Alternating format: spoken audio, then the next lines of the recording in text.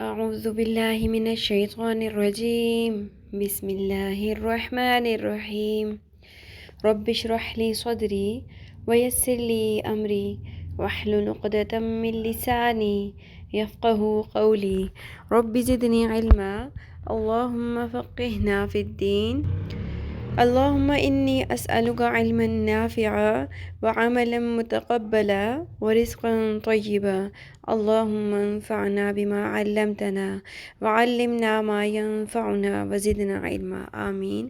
السلام علیکم ورحمۃ اللہ وبرکاتہ۔ کیسے ہیں آپ سب؟ انشاءاللہ ایمان اور صحت کی بہترین حالت میں ہوں گی۔ آج ہم پڑھیں گے لیسن نمبر 15۔ پہلے ہم تھوڑی سی ریویژن کر لیتے ہیں لاسٹ لیسن کی، لیسن نمبر 14، جس میں ہم نے پڑھا تھا غو کا مخرج۔ کچھ بات ہو جائے فیڈ بیک کی، تو ماشاءاللہ ساری بہنوں نے بہت اچھا سنایا، مجھے بہت اچھی ایفرٹ ہے اور ماشاءاللہ بہت دل لگا کے آپ لوگ سیکھ رہے ہو۔ اللہ تعالیٰ آپ کے علم میں برکت فرمائے۔ لیکن ایک جو موسٹلی جس چیز کا دھیان نہیں رکھا گیا وہ ہے غو کو پر کرنا۔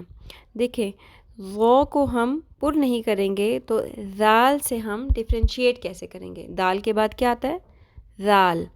تو ذال اور غو میں بیسک ڈفرینس یہی ہے، پڑھنا تو دونوں کو نرمی سے ہے، ٹھیک ہے، دونوں کا سیم مخرج ہے۔ ہم نے پڑھا ہے کہ سا ذال اور غو کا سیم مخرج ہے۔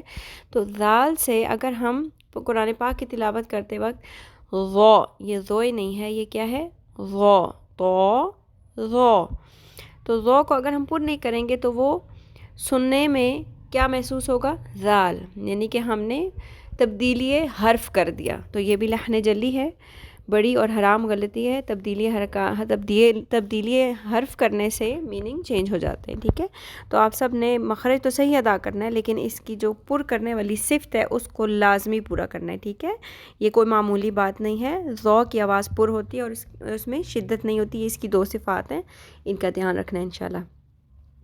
آج ہم پڑھیں گے عین کا مخرج۔ عین حلق کے درمیان والے حصے سے ادا ہوتا ہے۔ اس کی آواز باریک اور رگڑ کھاتی ہوئی ہوتی ہے۔ ادا کہاں سے ہوگا؟ حلق کے درمیان والے حصے سے، ٹھیک ہے۔ حلق کے 3 حصے ہوتے ہیں، ایک منہ کی جانب والا، حلق کا درمیان والا حصہ اور حلق کا سینے کی طرف والا حصہ۔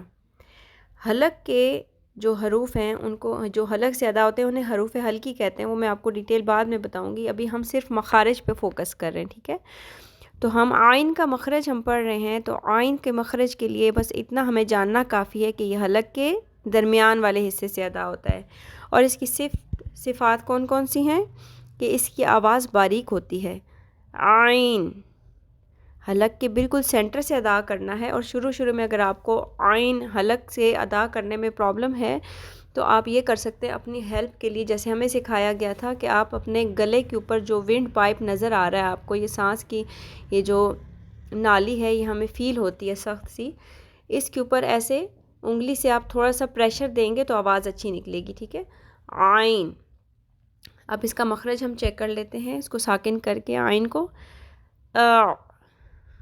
ای او، ٹھیک ہے۔ اس کو عین کو ہم نے الف کی طرح نہیں پڑھنا۔ اگر ہم نے عین کو الف کی طرح پڑھ دیا تو ہم اس وقت بھی تبدیلی حرف کر دیں گے، ٹھیک ہے۔ عین کو ایگزیکٹلی حلق کے درمیان میں سے ادا ہونا ہے، اور یہ جو ساؤنڈ ہے حلق کے درمیان کی، یہ بالکل کلیئر سنائی دینی چاہیے، جس طرح صاد کے بعد غود کا مخرج ہمیں تھوڑا سا سیکھنے میں ٹائم لگا تھا، اسی طرح عین بھی اتنا آسان نہیں ہے نیو لرنرز کے لیے، ٹھیک ہے۔ کچھ لوگوں کو تو پہلے سے آئیڈیا ہے، لیکن جو پہلی دفعہ سن رہے ہیں، سمجھ رہے ہیں، ان کو ڈبل محنت کرنی ہے، ٹھیک ہے۔ اور ہم سب نے اس طرح سے ان کو ساتھ لے کے چلنا ہے کہ ہم جب فیڈ بیک میں اپنا سبق سناتے ہو آپ لوگ، تو سب کا سبق آپ لوگ سنا کرو، تاکہ جو نیو لرنرز ہیں اسپیشلی وہ سب کا سبق سنا کریں، تاکہ وہ سیکھیں۔ اور جو میں ان کو رپلائی کرتی ہوں، جب کوئی کمی بیشی رہ جاتی ہے میں ان کو گائیڈ کرتی ہوں، تو وہ بھی آپ سنیں، تاکہ اس سے آپ کو اس سے بھی لرننگ ہو انشاءاللہ، ٹھیک ہے۔ ای او، ٹھیک ہے۔ اب ہم ریوائز کر لیتے ہیں اپنی تختی نمبر 1، حروف مفردات: الف، با، تا، آپ سب لوگوں نے میرے پیچھے پڑھنا ہے، ٹھیک ہے؟ میرے پڑھنے کے بعد آپ سب نے بھی پڑھنا ہے. الف با تا ثا جیم ہا خا دال ذال را زا سین شین صاد ضاد طا ظا عین. ٹھیک ہے جی. آپ لوگوں نے انشاءاللہ جب لیسن سنانا ہے تو آپ لوگوں نے 2 چیزیں مجھے سنانی ہیں. ایک یہی اسی طریقے سے صاف اور اونچی آواز میں مجھے اپنے تختی نمبر اول جو حروف مفردات ہم نے جہاں تک پڑھ لیے ہیں عین تک، یہ اسی طریقے سے سنانے ہیں، اور جو مخرج سنانا ہے اور اس کی ادائیگی وہ عین کی ہے. ٹھیک ہے، عین. اور اگر آپ لوگوں کے گھر میں یہ کلرڈ نورانی قاعدہ پڑا ہوا ہے، جس طرح سے میں آپ کو تصویر بھیجتی ہوں ساتھ، اس میں مختلف رنگوں سے حروف لکھے ہوئے ہیں، یہ آپ کو بہت ہیلپ کرے گا انشاءاللہ العزیز آگے سیکھنے میں. کوشش کر کے اپنے قریبی کسی بک شاپ سے آپ یہ کلرڈ نورانی قاعدہ لے لیں. ٹھیک ہے، اس کی باہر سے بھی میں تصویر بھیج دیتی ہوں. یہ تھوڑی سی کریم یلو کلر کی اس کی اور لائٹ اورنج سا اس کا ٹیکسچر ہے. اس پہ کور چڑھا ہوا ہے میرے پاس جو نورانی قاعدہ ہے، بلو سا ہے نا، لیکن میں اس کی تصویر بھیج دوں گی. کوشش کریں اسی طرح کا مل جائے. نہیں بھی ملتا، سادہ مل جاتا ہے تو بھی کوئی پرابلم نہیں ہے. ٹھیک ہے، کیونکہ میں آپ کو ساتھ ساتھ پکس بھیج رہی ہوں اگر کسی کو کوئی ایشو ہے.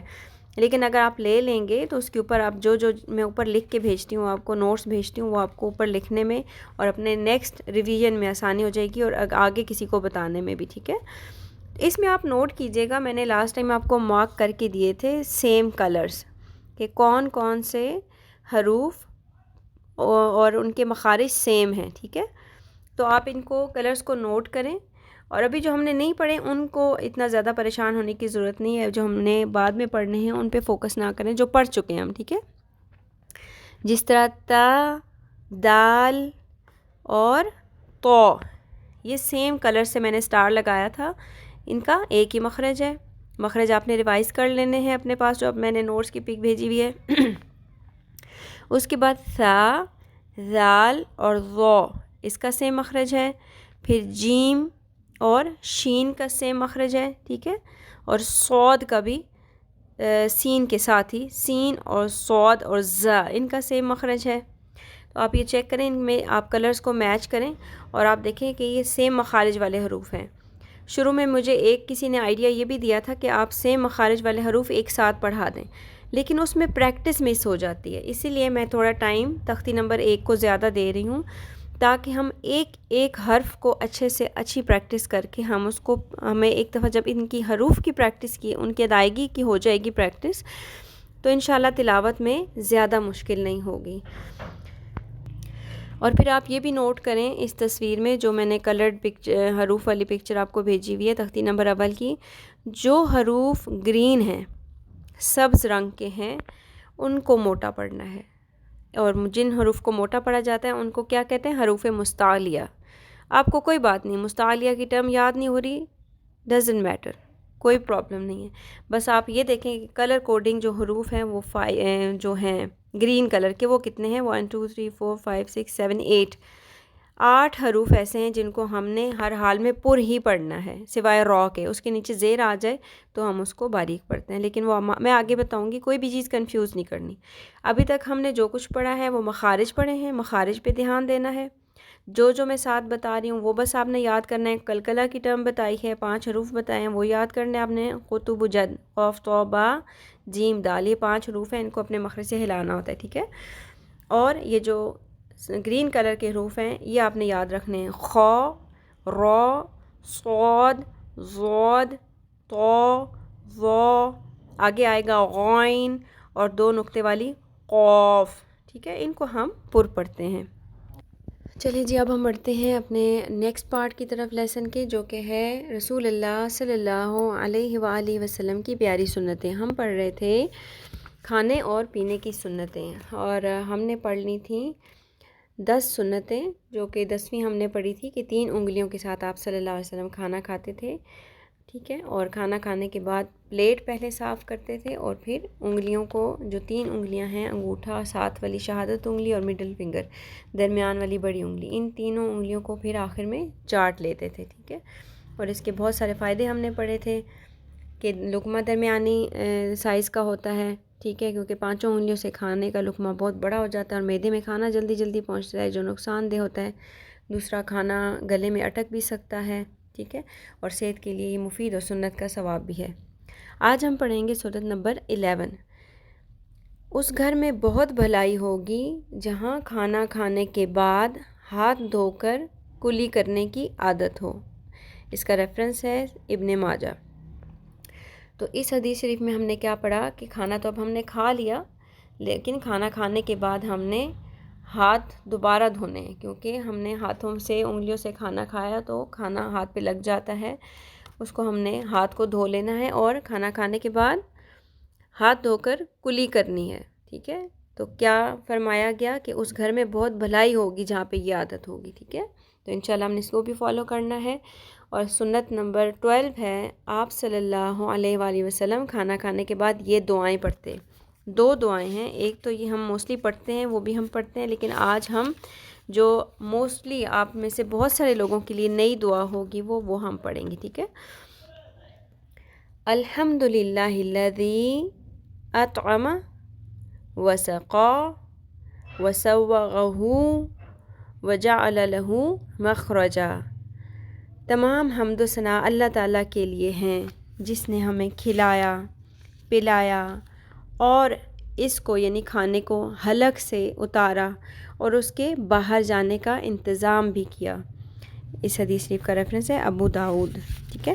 اب دیکھیں اس میں کتنی پیاری چیزیں مینشن کی گئی ہیں کہ تمام تعریفیں کس ذات کے لیے ہیں، اللہ تعالیٰ کے لیے ہیں جس نے ہمیں کھلایا، اطعمہ، الحمدللہ الذی اطعم، وسقا اور پلایا، وسوغہ اور حلق سے نیچے اتارا، وجعل لہ اور بنایا اس کے لیے مخرجا باہر نکلنے کا راستہ۔ اب یہ دیکھیں کہ یہ بھی کتنا ایک امپورٹنٹ کام ہوتا ہے، جن لوگوں کو پرابلم ہوتی ہے اسٹول پاس کرنے میں، یہ وہ بہتر جان سکتے ہیں کہ انسان کتنی اذیت میں ہوتا ہے۔